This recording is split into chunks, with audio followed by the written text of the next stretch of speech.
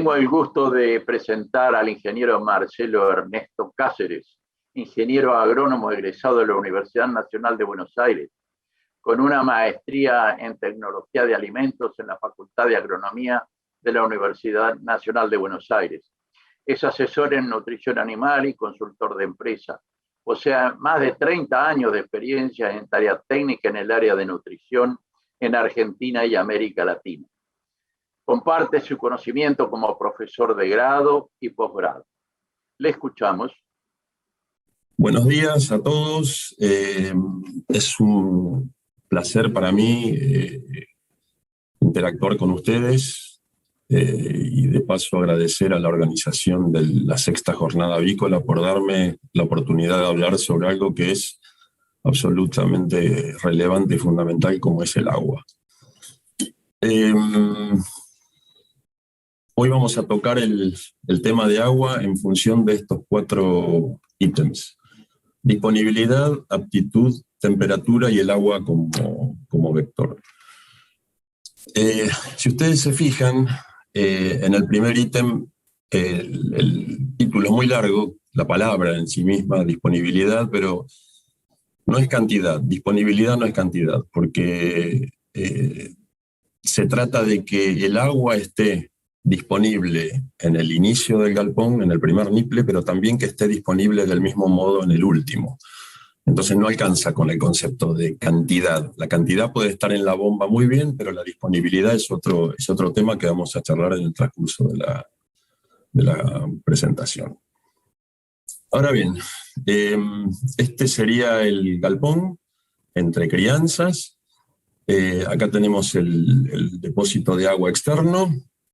Acá tendríamos el primer niple, acá el último. Como les decía, estamos hablando de disponibilidad. O sea, yo tengo que saber qué cantidad de agua tengo yo para poder conformar una buena crianza. Entonces, herramientas que necesita el técnico para darse una idea es un cronómetro y un vaso graduado, ¿sí? Con estas 2 herramientas se va tomando, en principio, la lectura en el primer niple, paradas intermedias, hasta llegar al último. Básicamente, esto se hace, como les digo, en distintas paradas antes de bajar los pollos. Y una vez que están los pollos, súper importante hacerlo semanalmente. ¿Qué hago yo? En 30 segundos mido el volumen, los ml que voy colectando, y en función de los registros, tengo que tener una idea de qué es lo que me pide la línea genética. Por ejemplo, acá en la primera semana 20 ml, de 7 a 21, 60, 70, más de 21, 70, 100. Existe una ecuación, fuente de Viagen, de Lot, que mide la edad en semanas de las aves, multiplicándolas por 7 y sumándoles 20 ml. ¿Qué sería esto? Esto sería la referencia de cómo estamos nosotros a nivel de volumen. Y esta pregunta que parece ser muy sencilla, en realidad no sé si la sabemos. O sea, todos nosotros estamos sabiendo si el agua potencial que tenemos alcanza o no alcanza para la cantidad de aves que voy a poner yo, si son galpones abiertos en el momento del año, etcétera, etcétera. Bueno, esta es la primera situación que tenemos que resolver y tenerla clara como técnicos. Hace 25, 30 años, y acá es lo interesante de la interacción entre las distintas generaciones de profesionales. Muchos de ustedes, de los que hoy están trabajando, o no habían nacido o eran niños. Pero no crean que lo que ven hoy, los niples, era lo que usábamos nosotros cuando comenzamos. Cuando comenzamos teníamos este tipo de situaciones. Bebederos lineales, con muy buena disponibilidad de agua, muy complicado desde el momento de que el pollo come, tiene comida en el pico y complica bacteriológicamente el agua. Teníamos este tipo y probablemente también estos de tipo plazón, estos de campana. Fue una epopeya técnica la que se logró, de donde yo participé también iniciándome en esas épocas, para pasar de este tipo de situaciones a este. ¿Cuál fue el motivo por el cual los productores y las empresas optaron por esto? Sencillamente una ecuación económica. Se demostró que pasando de esta situación preexistente a esta, se morían menos pollos. O sea, la sanidad mejoraba, el consumo de alimento en función de que el agua era de mejor calidad también ayudaba. Entonces era todo un círculo virtuoso. ¿Cuál es el desafío que tenemos ahora? Y probablemente hacer otra etapa de cambio con el agua. Fíjense que si nos remontamos a 25 años atrás, la cantidad de consumo de agua acumulado en aquellas épocas, comparado con un trabajo, con el último, que en rojo, que es el de la doctora Watkins de la Universidad de Arkansas, nos da que en 25 años el 78% extra más de consumo acumulado fue el que tenemos hoy. ¿Qué sucede? De la mano de la genética, de la mano de las densidades, de la mano de, y fíjense acá, antes no teníamos en cuenta el tema de paneles evaporativos y ese plus de agua que teníamos que tener. Entonces todo eso se conjuga para que nosotros hoy, con la mano en el corazón, también hagamos la evaluación de qué tan viejos son los nipples que nosotros tenemos en los galpones, ¿verdad? Porque yo creo que estamos en un déficit súper importante. Ahora, si hago la medición y me da mal, me da bajo el caudal, ¿qué puedo hacer yo? Bueno, agregar, cambiar nipples o reguladores, incorporar otra línea extra de nipples o bajar la densidad de aves. Esta la pongo al final, la densidad de aves, porque es lógicamente la puja entre los supervisores, el productor y las empresas, ¿no? O sea, esta parte es la más difícil probablemente de modificar. Bueno, tenemos y rápidamente la posibilidad de cambiar picos. Hay picos de 180 grados que en realidad los usamos casi siempre para las reproductoras pesadas que tienen más volumen de agua disponible, contra los de 360, que son nipples que son utilizados más que nada para ponedoras livianas, y para los pollos. Fíjense que para una dada presión de agua, la tasa de flujo en función de que use un pico u otro es variable. Entonces, puedo subsanar en principio esa falta de volumen de caudal cambiando los picos. Hay otro tema. Acá yo miraba en donde la publicidad de una empresa de picos y de reguladores habla de que si el ancho del galpón es de 8 a 10 metros, lo aconsejable serían 3 líneas de nipple. Pero fíjense que entre 10 y 12, 4. Y acá en general nosotros tenemos 10. Yo les recomiendo que si están entre 10, en vez de elegir 3 líneas, por favor elijan 4. Y básicamente la explicación está en esto. Si este es el regulador, estos son los nipples. Fíjense que lo máximo aconsejable son 70 metros. Nosotros tenemos 100, 110 metros. Entonces, una de las alternativas es poner el regulador en el medio, poner estos tubos verticales de salida de aire, que son los que más influyen en el caudal, porque van dejando zonas de aire que interfieren en el desenvolvimiento del nipple normalmente. Básicamente, una alternativa sería tener divididos los nipples al medio, con reguladores y la línea de nipples hacia un lado, en la mitad del galpón. Lo mismo con las tolvas. Si tuviésemos esto, básicamente sería el ideal. ¿Por qué? Y porque la tirada sería de 50 metros, nos aseguraríamos de que el agua estaría en condiciones de llegar a todos los pollos.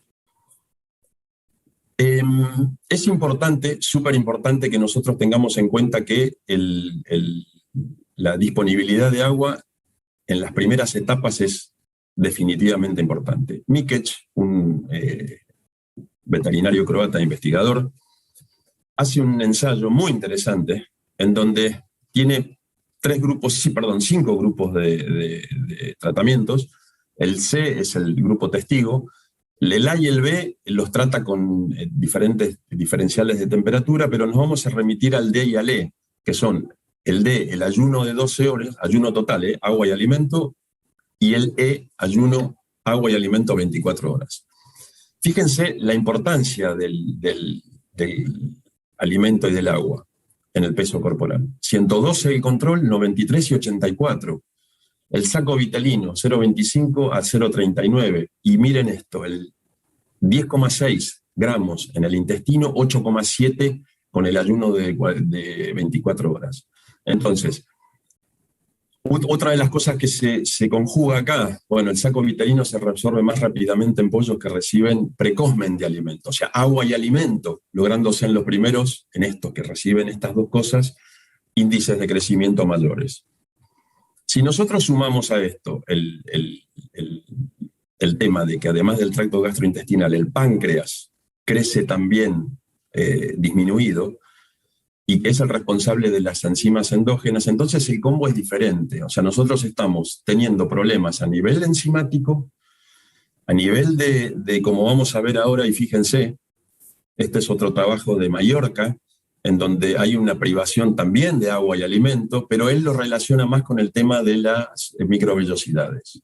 Entonces, el combo de atraso de agua y alimento en 24 horas de recibido el bebé en la granja es crítico. Entonces, nosotros, el enemigo número uno es la temperatura, ¿sí? Si nosotros tenemos acondicionado todo en 32 grados y los niples o los bebederos invertidos están en esa temperatura 24 horas, 36 horas, lo más probable es que el bebé no tome agua porque la temperatura del agua es elevada. Entonces tenemos que hacer un flashing antes de recibirlo y si en el caso del agua externa esté caliente, refrigerarla. Porque toda esa inversión en la primera recepción del bebé es crítica a la hora del peso a los 7 días. Fíjense que en la primera semana el 40% de las necesidades de hidratación están en la primera semana, decreciendo hacia el final, siendo al final el 10% nada más. Crítica la temperatura del agua al inicio. La oferta crítica, tenemos que hacer lo que sea para que tengan agua fresca y disponible. Voy a tocar ahora en el tema disponibilidad y después en el de aptitud dos connotaciones prácticas de clientes dadas hace 6 meses. En una de las granjas de postura teníamos esta situación, ¿sí? O sea, galpones en donde los resultados eran diferentes, siendo todo, o pensábamos que era todo lo mismo. Alimentos, genética y demás. Pero fíjense, este tipo de galpón tenía jaulas con 74 centímetros de frente por 58 de fondo, lo que conformaban 4.292 centímetros cuadrados de superficie. Esta es otra foto del mismo galpón y esta es otra foto final. Para darlos la idea de que también en esta jaula hay 3 picos por jaula. Paralelamente en otro de los galpones de peor rendimiento, la situación era diferente. Eran 4.292 centímetros cuadrados también, pero fíjense la situación. En vez de tener 74 de frente, tenemos 58. Están invertidos. Lo que pasa es que a mí me resta 15 centímetros menos de comedero. Acá lo mismo, mismos 3 picos por jaula, y acá está al detectar este tipo de situaciones, comenzamos a medir lo que veníamos hablando al principio de la charla, la disponibilidad del agua. Entonces se midieron los ml por minuto en los galpones que tenían estas jaulas, fíjense, 145, 130 y 160, contra 80, 60 y 75. O sea, hay una diferencia de 166% de abastecimiento de agua. Abastecimiento de agua que paralelamente va de la mano del consumo de alimento, obviamente. ¿Sí? Entonces, nosotros en la granja esta tenemos correctamente todo dispuesto como para poder hacer las mediciones. Además de los ml en el vaso graduado, tenemos caudalímetros. Una herramienta imprescindible. Todos los galpones deberían tener caudalímetros. Es una herramienta para el técnico sumamente importante. Solo para poner de relieve que el galpón 2 da con 130 ml por minuto este tipo de curva. Fíjense, una curva soñada, se le ganan huevos a la curva acá, pero fíjense la persistencia, algo de manual, hermoso que queremos tener y no lo tenemos. En realidad, homogéneamente casi nunca, siempre hay algún tipo de derivación. ¿Qué sucede? Nosotros tenemos que tener en cuenta que esto es debido increíblemente al tema de la disponibilidad del agua. Acá tenemos el caudalímetro, ¿sí? Y el precio actual de cuánto vale un aparato de estos. Y otra de las cosas que sí quisiéramos tener en cada uno de los galpones, como vamos a ver después, es un pequeño tablero de dosificación. Hablado ya el tema de disponibilidad, vamos a hablar ahora de la aptitud. ¿Qué es la aptitud del agua? La calidad es medida físico-químicamente o microbiológicamente.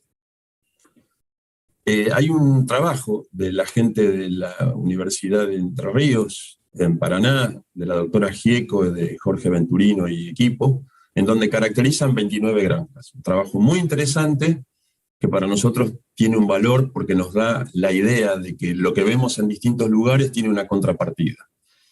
Ellos utilizan una denominación de Kötze como para definir 3 niveles, en donde el tercero es el excedido, es el que no queremos tener, y analicemos el sodio. Más de 250 ppm es un nivel no deseado. Acá tengo el ejemplo de un cliente de Córdoba, del 25/6/2020, en donde nos da un resultado. Es súper importante que el técnico actuante decida qué datos pide para el análisis de agua. Nos abruman con una cantidad de datos que después nos confunde. Pero básicamente vamos a hacer foco al sodio. Fíjense, 250 al máximo. En el primer pozo 660, 1600. Este cliente tenía súper cantidad de problemas. Ahora bien, si yo como nutricionista estimo que la necesidad diaria de sodio son 180 miligramos por día y el ave está consumiendo 200 ml, fíjense que solo por el aporte del sodio del agua estoy teniendo casi el doble del requerimiento. Con lo cual, una de las primeras medidas que hemos tomado es sacarle el sodio, la sal al alimento. Otro de los niveles preocupantes es el cloro, más de 500 ppm es preocupante. Fíjense que acá nos da 500 el pozo 1, 1700 el 2. El sulfato lo mismo, 250, nos da 338, 1164, sería todo mal. En realidad, químicamente hablando, este cliente estaba entre la espada y la pared. ¿Qué sucedió? Fíjense que tuvo la opción, cuando nos dimos cuenta de que el agua era la madre del problema, que en su zona, por estar en ruta y demás, pudo tener acceso a agua de red. Entonces fíjense que acá está el replume, ¿no? Pero fíjense que una vez que se comienza a tomar las aves agua de red, fíjense la estabilidad de la producción. En uno de los galpones y en el otro de los galpones. Hablando de calidad de agua en términos físico-químicos, Ross tiene un muy buen cuadro, la doctora Susan Watkins, profesora emérita de Arkansas, muy buenos cuadros, esto está todo disponible, no hace falta ni que hablemos, ¿sí? Me quiero detener en esto. ¿Qué es lo que tiene el técnico como herramienta? El técnico tiene como herramienta 2 alternativas. Un pHímetro, en este caso, ¿sí? Es un aparatito muy sencillo, muy interesante, de Hanna Instruments en este caso.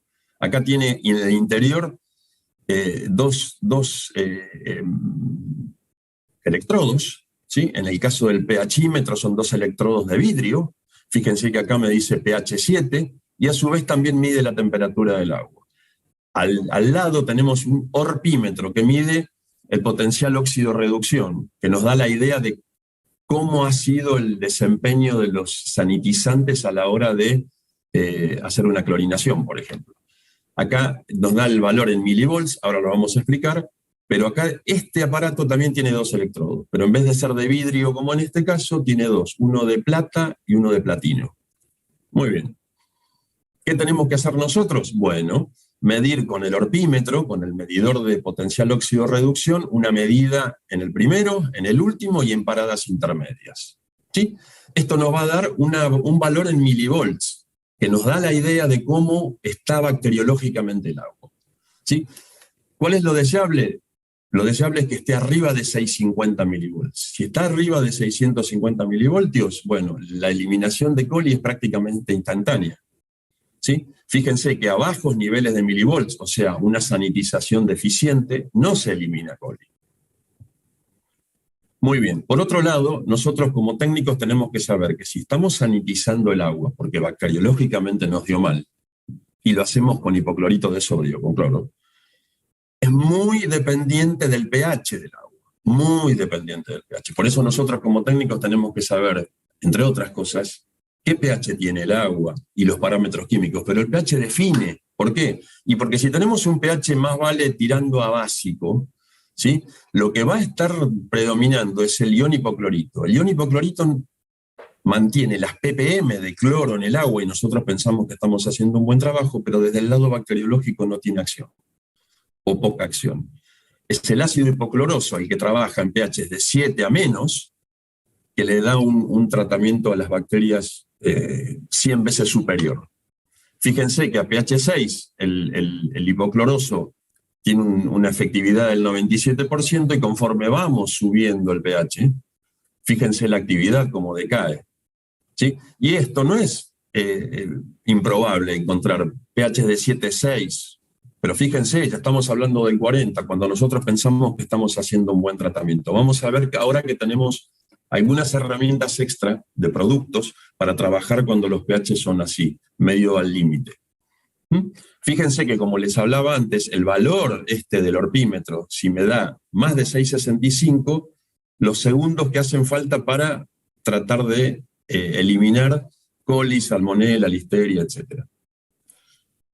No quiero dejar de hablar rápidamente de las conclusiones del trabajo de las granjas esas que fueron monitoreadas. Fíjense que todas las aguas son duras, en general los pH son normales, el sodio es un problema, los sulfatos son un problema, y oh casualidad, la parte bacteriológica de todas las 29 granjas que fueron monitoreadas tienen también coliformes totales en el 65,5 y coliformes termorresistentes, o sea, la contaminación bacteriana es alta. Si la contaminación bacteriana es alta, yo tengo que, como técnico, una herramienta, una posibilidad de medición de cómo fue hecha la sanitización. La sanitización me tiene que dejar tranquilo. ¿Cómo me deja tranquilo? Bueno, yo voy con este aparato, mido acá, me da, por ejemplo, 825 milivolts. Habíamos visto que arriba de 650 estaba perfecto, yo estoy contento, me quedo tranquilo, digo al principio el primer nipple me da esta medida. Ahora bien, yo me voy al último nipple. Tengo esta medición de 104. ¿Qué me indica esto? Que el trabajo de sanitización hasta el primer, o sea, en el tanque y hasta el primer nipple fue exitoso. Pero que tengo un grave problema en la conducción, o sea, suciedad, biofilm. Entonces, bueno, acá tenemos una sonda boroscópica, algo muy sencillo, acá también de Mercado Libre el precio. Esto se pone en el celular, tiene 5 metros de extensión, tiene una luz LED y nos permite a nosotros ver y certificar que lo que me dice el orpímetro es real. ¿Sí? ¿Se entiende? O sea, yo necesito estar absolutamente persuadido de que el elemento que yo estoy usando, en este caso el cloro, no surte efecto para eliminar el biofilm. Entonces, yo para sanitizar tengo básicamente 3 herramientas. El cloro, hipoclorito de sodio, a 3,4 ppm. El dióxido de cloro, que tiene un muy interesante rango de acción. Cuando el pH supera el 8 y hasta el 9, trabaja muy bien. Y el peróxido de hidrógeno. El peróxido de hidrógeno también trabaja bien. Estos dos últimos, dióxido y peróxido, son muy útiles para remover el biofilm, solo que el peróxido de hidrógeno es bastante difícil de manipular. Tiene algunas connotaciones importantes que son de riesgo. No así el dióxido de cloro. Recuerden el ejemplo que teníamos nosotros con el cliente de Córdoba, donde la fuerte química estaba todo mal. Él pudo acceder al agua de red, entonces ahí solucionamos un problema. Pero de no poder resolverse así, la ósmosis inversa es lo recomendable. Hay aguas que no tienen solución, que están complicadas desde todos los ítems, y además, bacteriológicamente, entonces un cliente nuestro, que tenía más o menos esta situación no tan grave, pero sí bacteriológicamente complicada, optó por esta ósmosis inversa. Este es el aparato. Acá más en detalle, y fíjense que acá tiene digitalmente un orpímetro, o sea, nos mide la conductividad del agua, ¿sí? En forma permanente y digital. ¿Qué era lo que nosotros intentábamos resolver? Resolver era que cambiando la calidad del agua, lo que aspirábamos era que las aves tomen más. Fíjense que este es el día que se arranca, va creciendo el volumen. También nos mide la temperatura. El tercer ítem que vamos a tocar, y esto es solo títulos, no solo por el tiempo, sino porque ya lo hemos hablado. La temperatura, en este caso, es la temperatura que nosotros tenemos que tener en el agua a la recepción del bebé. tiene que ser agua fresca, tiene que ser agua de alrededor de 20 grados. Definitivo para el desarrollo de la primera semana. Hacemos un esfuerzo muy importante en mini pellet, etcétera, etcétera, etcétera, y el agua termina siendo el factor por el cual no se come ese alimento. Entonces, solo vamos a tocar allí. En otros países, lamentablemente, es muy importante el tema de la temperatura, no es el caso nuestro hoy. Bueno, nosotros vemos que a partir de los 20 grados aumenta por cada grado arriba de los 20, un 6% el consumo de agua y un 1,23% el consumo de ración. Fíjense, Ross, acá tenemos una curva de 20 grados, ¿sí?, de ingesta de agua, y acá tenemos la de 35. Fíjense el diferencial. ¿Qué herramienta tenemos, entre otras, para paliar esto? Bueno, el flashing, ¿sí? Toda la parte esta genera siempre y cuando, y esto es importante de destacar, siempre y cuando la temperatura externa del agua sea más fresca. Si no, tenemos que resolverlo refrigerando. Me quiero detener en el último punto, que yo creo que es el que más a futuro, más importancia, más relevancia puede llegar a tener, por las connotaciones de qué es lo que podemos trabajar. El agua como vector significa que yo puedo tener una acción inmediata a través de cualquier medicación que se hace en el agua. Se sabe perfectamente cuándo comienza y cuándo se termina, y el agua termina siendo algo que, con cuadros incluso de febriles o de enfermedad, nunca baja el consumo, sino incluso aumenta. Fíjense que nosotros, cuando hacemos una medicación en agua, el dato del pH es absolutamente relevante. Nosotros tenemos que saber que si trabajábamos con este tipo de promotores de crecimiento, estos productos tienen más preferencia a aguas básicas, ¿sí?, pH superiores a 7, y que si el pH nuestro es ácido, deberemos tenerlo en cuenta en la medicación en agua para poder elegir este tipo de espectro, ¿sí? El biofilm termina siendo, a la hora del agua como vector, el agua como vector de promotores de crecimiento, el agua como vector de nutrientes, el agua como vector de probióticos. Ese es el desafío que tenemos nosotros. Pero bueno, el biofilm, si no lo trabajamos, si no lo entendemos, termina siendo algo que nos resta, ¿sí? Entonces, la doctora Watkins habla del biofilm como qué impacto tiene manteniendo viables cólera, salmonella, influencia, campylobacter, ¿sí? Todo este tipo de alternativas están absolutamente viables si tenemos biofilm. ¿Cómo podemos trabajar en contra del biofilm? Bueno, a través de la acidificación, el flashing ayuda, pero básicamente nosotros tenemos dos herramientas, el dióxido de cloro y el peróxido de hidrógeno. Con esto, entre ciclos, eliminamos el biofilm. Y durante el ciclo, con la cloración. O sea, cloración mantiene, dióxido de cloro, peróxido de hidrógeno, elimina el biofilm. ¿Qué es el biofilm? Básicamente, si es grave, tapa las cañerías, hace una reducción de volumen. Fíjense el agua, fíjense que acá queda una cosa dura, como este tipo de situaciones, ¿sí? Y encima en el agua las bacterias en suspensión. Fíjense que nosotros, si utilizamos el cloro, fíjense que el cloro, este es el flujo en este sentido, fíjense que el cloro pasa por arriba de todas estas alternativas sin desprenderlo. Estas incrustaciones quedan viables todavía, ¿sí? Finalmente, como dato, como para pensar, si nosotros, pensando en nuestra salud, le damos al agua un valor, y un valor de plata, porque intentamos tomar agua de mejor calidad, y eso a nosotros nos cuesta, deberíamos pensar del mismo modo que para que nuestras aves estén mejor, hacer una inversión en el tema del agua. Entonces, disponibilidad, aptitud, temperatura y vector para recordar. Muchas gracias.